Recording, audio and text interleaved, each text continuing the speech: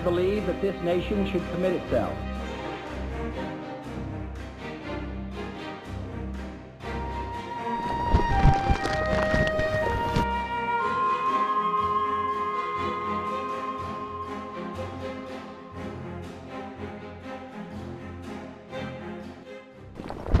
In the quiet aftermath of the Second World War, the world stood in ruins. Out of those ashes had risen two superpowers with two completely different visions and one struggle that would decide humanity's future. This was the Cold War. A war fought in silence, in shadows, and in fear. A war that shaped the modern world. 1945. The Allies had won the Second World War, but they had lost their trust. After the war, at Yalta and Potsdam, Roosevelt, Churchill and Stalin planned a new order. The West spoke of democracy and open markets. Stalin demanded security and control. Each leader left, believing the other had broken faith. As Soviet troops occupied Eastern Europe, liberation became domination. The West saw conquest. Moscow saw protection.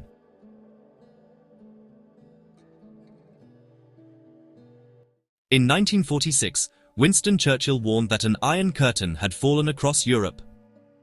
To the east, communist states had risen under Moscow's watch. To the west, democracies had rebuilt with American help. The US Marshall Plan poured billions into Europe's recovery, including rails, homes, and factories. Stalin called it economic imperialism and barred his allies from joining. The continent was divided by ideology as much as by borders. Capitalism on one hand, and socialism on the other. Nowhere was the division more visible than in Berlin, a city split between the East and the West. After the Second World War, Western Berlin was controlled by the US, Britain and France. In 1948, Stalin blocked all land routes to the Western Berlin. As a result, 2 million people were trapped without food or fuel. The West answered from the sky. For 11 months, American and British pilots flew up to 300,000 missions, bringing coal, milk, and hope to the people of Western Berlin. Children called them the Candy Bombers. The blockade failed. Berlin endured. In 1949, a flash lit the Kazakh desert. The Soviet Union had tested its own atomic bomb. The American monopoly was over. Soon, both sides built thousands of warheads. Peace no longer rested on trust but on terror, a doctrine called mutually assured destruction. Children drilled for attacks, families built shelters. Humanity lived beneath the mushroom cloud. To contain communism, the West formed NATO in 1949 on the premises that an attack on one was an attack on all. Moscow replied with the Warsaw Pact. The Cold War became a global system of rival alliances. Every nation was forced to choose a side. Every citizen was taught what to believe. And soon the Cold War was everywhere. In 1950, North Korea invaded the South. The United States and the United Nations rushed to defend Seoul. China and the Soviet Union backed the North. Villages burned, armies clashed. 3 million people died in that war, and the front barely moved. When a truce was reached in 1953, Korea remained divided. The lesson was clear. The Cold War could turn deadly, but neither side dared go too far. In 1953, Joseph Stalin died. Millions mourned and millions exhaled. His successor, Nikita Khrushchev, denounced his crimes and promised reform. For a moment, hope returned to Eastern Europe. But freedom proved dangerous. In 1956, Hungarians rose for democracy, but Soviet tanks crushed them. The dream of liberation was buried beneath steel tracks. In 1957, a metal sphere named Sputnik beeped across the sky. The first satellite sent into space. The Soviets reached space first. America responded by creating NASA and launching its own rockets. The race to the moon was about more than science, it was a contest of systems and dreams. By 1961, East Germany was bleeding its skilled people, engineers, doctors and others, to the west. One night in August, barbed wire had been rolled out. Soon it became concrete. The Berlin Wall was built not to keep enemies out, but to keep its citizens in. Every shot fired across it echoed through the world's conscience. In October 1962, American spy planes found Soviet missiles in Cuba, only 90 miles from Florida. For 13 days the world stood on the brink of nuclear war. President Kennedy imposed a naval blockade. Khrushchev faced a choice: humiliation or apocalypse. At the final hour, reason prevailed. The Soviets withdrew their missiles, and America quietly removed theirs from Turkey. The world breathed again, scarred but alive. The Cuban crisis showed how close the world came to annihilation. In 1963, the United States and the Soviet Union signed the Partial Test Ban Treaty, the first attempt to limit the unthinkable. But the Cold War was not over, it was merely changing form. While Europe remained frozen behind its walls, the Cold War spread across the developing world. From Egypt to Indonesia, from Ghana to Cuba, newly independent nations found themselves pulled between two giants. Washington promised democracy and aid. Moscow offered socialism and solidarity. But behind both stood strategy, not charity. The Cold War became a global chess game. In the jungles of Vietnam, ideology turned to blood. To Washington, the Vietnam War was a war against communism.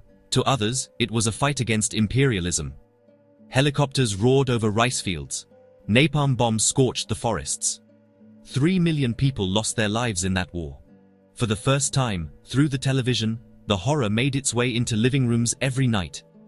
By 1975, Saigon fell and America's faith in its own power fell with it. In 1968, Prague dared to dream of socialism with a human face. For 8 bright months, art and freedom flourished until Soviet tanks crushed the hope. Yet elsewhere, tension eased.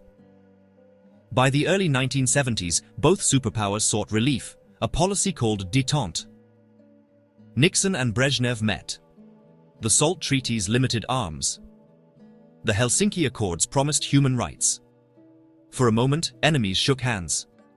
Jazz played in Moscow, ballet graced London, and astronauts clasped palms in orbit. Behind diplomacy, secret wars raged. The CIA and the KGB toppled governments, armed rebels, and destabilized nations, from Chile to Angola, from Iran to Nicaragua. In 1979, Soviet tanks rolled into Afghanistan to rescue a failing ally. In return, the United States armed the Mujahideen. For 10 years, the Afghan mountains burned. When the Red Army withdrew in 1989, the Soviet dream was in ruins. The 1980s reignited confrontation. President Reagan called the USSR the evil empire. New missiles filled Europe. Moscow replied with parades of power. But millions of citizens marched for peace, pleading for dialogue, not destruction. The world had grown weary of living beneath the mushroom cloud once again. In 1985, a new face appeared in Moscow. This was Mikhail Gorbachev. He promised perestroika, or restructuring, and glasnost, or openness. He freed the press, allowed debate, and met Reagan to reduce arms. But once opened, freedom could not be contained. Across Eastern Europe, people demanded change faster than the Kremlin could manage. In November 1989, a confused announcement opened the Berlin Wall checkpoints. Crowds poured through. Hammers struck concrete. East met West in tears and celebration. The wall fell, and with it, the symbol of division that defined an era. 2 years later, in December 1991, the red flag above the Kremlin was lowered for the last time. The Soviet Union dissolved into 15 republics. The Cold War ended not with an explosion, but with exhaustion. The United States stood alone victorious, yet uncertain what victory meant. However, the Cold War's echoes remained. NATO endured, Russia remembered. Conflicts in Europe and elsewhere, and cyberspace still mirror the old rivalries. Yet from the same rivalry came satellites, computers, medicine, and art. The Cold War reshaped not just nations, but the very rhythm of modern life. For nearly half a century, the world was balanced on the edge of annihilation, proving how far fear could preserve peace. The Cold War was not one story, but billions. Stories of scientists, soldiers, victims, mothers, presidents, poets, dreamers, and others.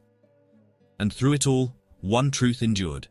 Even in division, humanity's longing for peace never died. Thank you for watching. If you found this video informative, please help the channel to grow by liking, commenting, and subscribing for more deep dives into history and politics.